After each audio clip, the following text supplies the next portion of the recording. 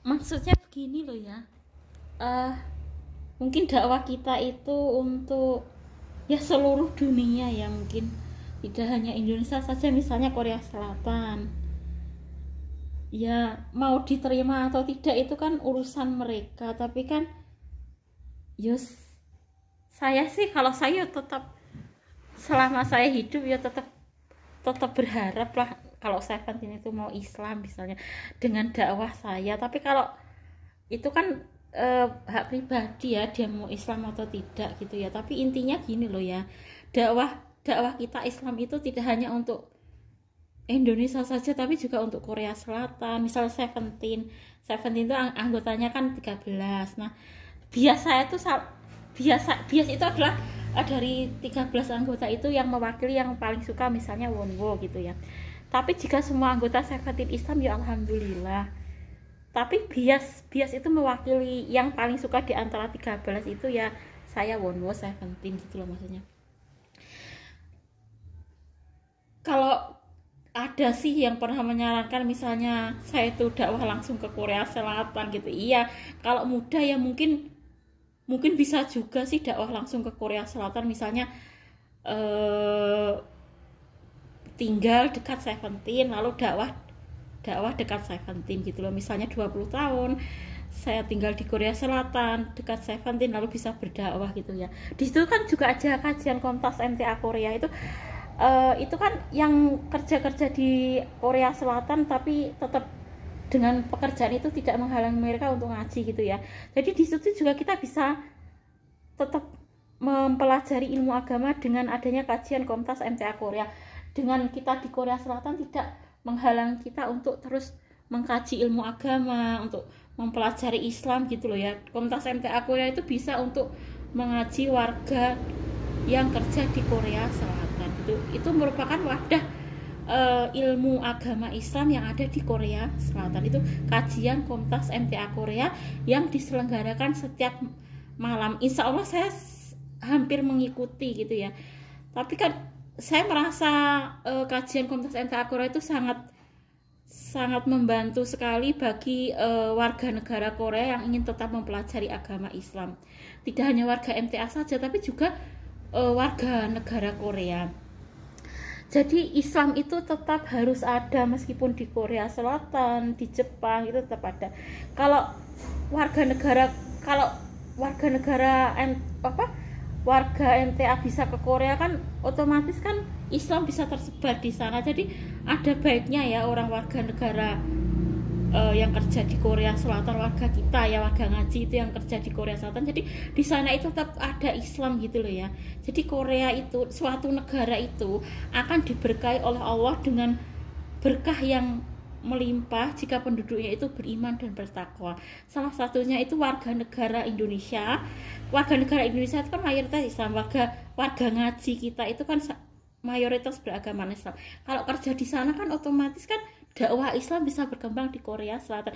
Saya sangat bersyukur dengan adanya kajian Kompas MTA Korea, karena di negara manapun, kalau Indonesia sih sudah mayoritas Islam, di tempat saya juga mayoritas Islam gitu ya. Tapi kalau di negara Korea itu kalau tidak ada kajian-kajian seperti kajian Kompas MTA Korea itu mungkin Islam tidak akan berkembang. Sedangkan Allah itu mencintai suatu negeri jika negeri itu beriman dan bertakwa, salah satunya dengan mengajarkan kajian-kajian Islam, memahami Islam gitu loh ya. Saya sangat bersyukur sekali dengan adanya kajian Kompas MTA Korea. Itu pusatnya di Korea Selatan, teman-teman. Teman-teman bisa menyaksikan kajian Kompas MTA Korea itu setiap Ahad malam ya, insya Allah saya selalu mengikuti.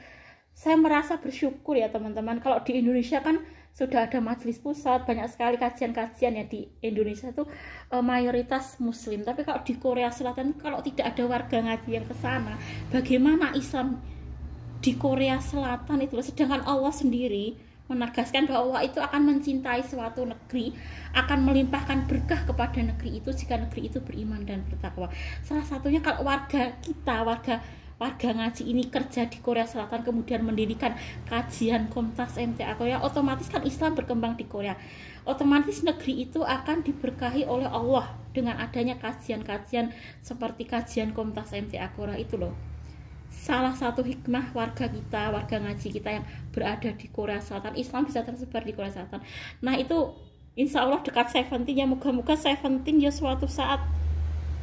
Saya sebenarnya sih yuk berharap sih bisa, maksudnya 17 bisa tahu kajian Komtas MTA Korea sebenarnya loh ya.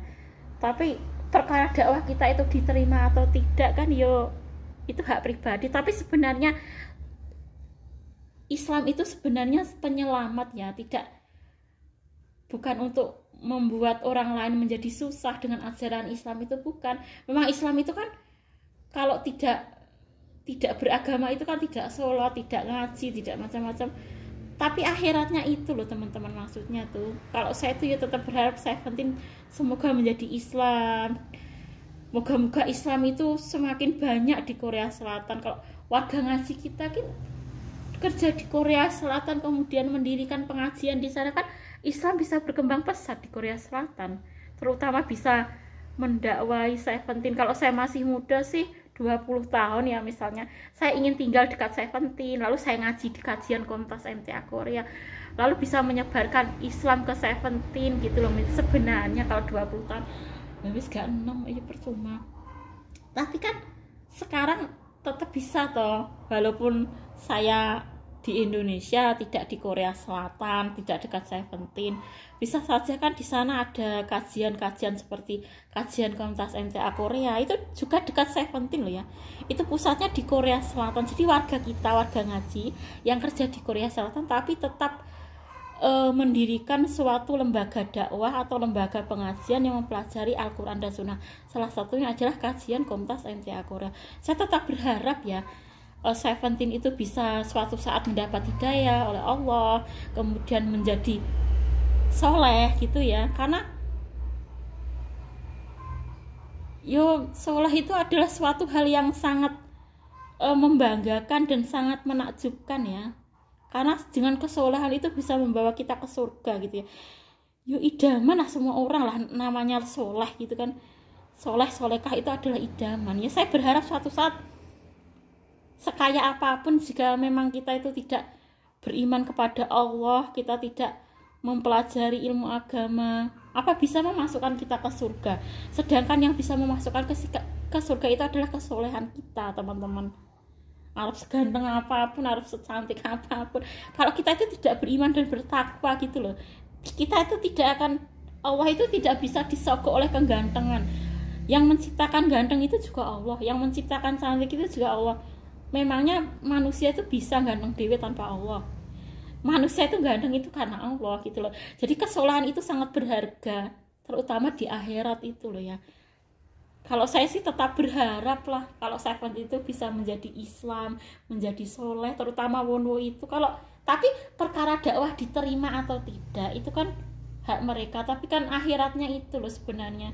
Kalau dunia itu memang manusia bisa saja mengelak, endi nyatane aku gak diazab nih Allah, tapi nih akhirat apa bisa kita menyogok Allah? Tidak. Agama yang diterima di sisi Allah itu cuma Islam. Harap marah, harap nggak marah gitu ya. Nah memang seperti itu bukan keputusan saya, tapi keputusan Allah gitu loh ya. Jadi kalau kita itu menjadi Islam itu otomatis menyelamatkan diri kita ya teman-teman. Ya kalau kajian Komtas MTA Korea itu adalah lembaga dakwah yang ada di Korea Selatan. Itu kan kumpulan orang-orang yang kerja di Korea Selatan, di Jepang, di Amerika, di mana? Hong Kong gitu ya. Jadi melumpuk jadi siji, pusatnya di Korea Selatan itu ya diadakan pengajian gitu loh, kajian Komtas MTA Korea. Jadi teman-teman bisa dari negara manapun, negara Jepang, Amerika, Korea Selatan ya kan, Indonesia. Saya juga selalu mengikuti, tapi itu pusatnya di Korea Selatan, ya dekat 17 itu loh ya. Kalau saya tetap berharap lah 17 semoga suatu saat mendapat hidayah oleh Allah. Tapi perkara doa kita dikabulkan atau tidak, atau perkara dakwah kita diterima atau tidak, tapi intinya kalau kesolehan itu akan membawa ke surga, sedangkan kemaksiatan itu akan membawa kita ke neraka gitu loh ya. Kalau sudah menjadi Islam itu kan memang aturannya banyak, tapi kan Islam itu sendiri sebenarnya menyelamatkan umat manusia dari kegelapan menuju ke terang benderang dengan Al-Quran yang Allah firmankan itu kan. wabtagi fima ataqallah darul akhirata gitu ya. Jadi carilah kebahagiaan negeri akhirat, tetapi jangan kamu melupakan kehidupan dunia. Intinya dunia dengan akhirat itu harus seimbang. Boleh kita mencari kehidupan dunia dengan bekerja dan sebagainya, tapi kita jangan melupakan akhirat, karena akhirat itu adalah tujuan utama kita, itu intinya ya. Semoga Seventeen suatu saat mendapatkan hidayah oleh Allah, diberikan petunjuk oleh Allah, dan menjadi laki-laki yang soleh, yang bertakwa kepada Allah, dan bisa menuju ridhonya Allah. Ya kita semua lah, ya saya, ya Seventeen, ya kan, Fat menjadi anak yang soleh. Saya juga kemarin juga Fat itu ya selalu kalau wayah sholat itu ya konsolat. Jadi dia meskipun usianya masih muda ya, tapi sudah dididik itu bisa ngaji, mendengarkan pengajian. Itu Fat itu sama itu, padahal dipikir usianya berapa kan itu. Sudah saya suruh sholat, wayah sholat pas saya sini itu, tiap saya kesini tuh saya ngaji itu, usianya berapa dipikir. Tapi saya juga ingin anak saya menjadi anak yang soleh, karena kesolehan itu bisa mengantarkan kita ke surga meskipun masih kecil itu loh ya. Kalau kecil saja sudah seperti itu, seharusnya kalau dewasa kan harus lebih seperti itu gitu loh, sama gitu loh ya. Jadi ini berlaku bagi siapa saja ya, terutama Seventeen juga. Jadi pahami gitu loh, tidak ada kok memaksa Islam itu buruk, itu sebenarnya tidak ada. Saya pun juga memaksa anak saya jadi anak asing soleh, karena Islam itu sebenarnya menyelamatkan ya. Sejak Fat itu setiap sholat wayah sholat, masih kecil dia, belum ada 10 tahun dia sudah ngaji. Dia setiap maghrib ngaji, dengar ke pengajian. Kalau saya kemarin di Jogorogo, saya setelkan pengajian, saya paksa dia wayah sholat, saya paksa di situ, saya paksa salat, ayo sholat, wayah sholat, dengarkan pengajian, saya setelkan YouTube pengajian. Masih kecil dia. Fat itu usianya berapa? Belum ada 20 tahun, belum ada 10 tahun, sudah saya paksa seperti itu loh. Saya dulu tidak seketat itu loh. Saya tuh meskipun sedini mungkin, kita tuh harus memaksa anak menjadi anak yang soleh, karena Islam itu sebenarnya menyelamatkan tidak hanya di dunia tapi juga di akhirat. Jadi mohon pahami ya, mengapa kok kita itu mendakwahkan Islam atau memaksa Islam, sebenarnya bukan untuk keburukan. Saya pun memaksa anak saya, kenapa sih Jogorogo tak setelah pengajian, saya paksa Pak itu wes ngaji boleh kamu main gini, tapi jangan lupa ngaji gitu loh ya.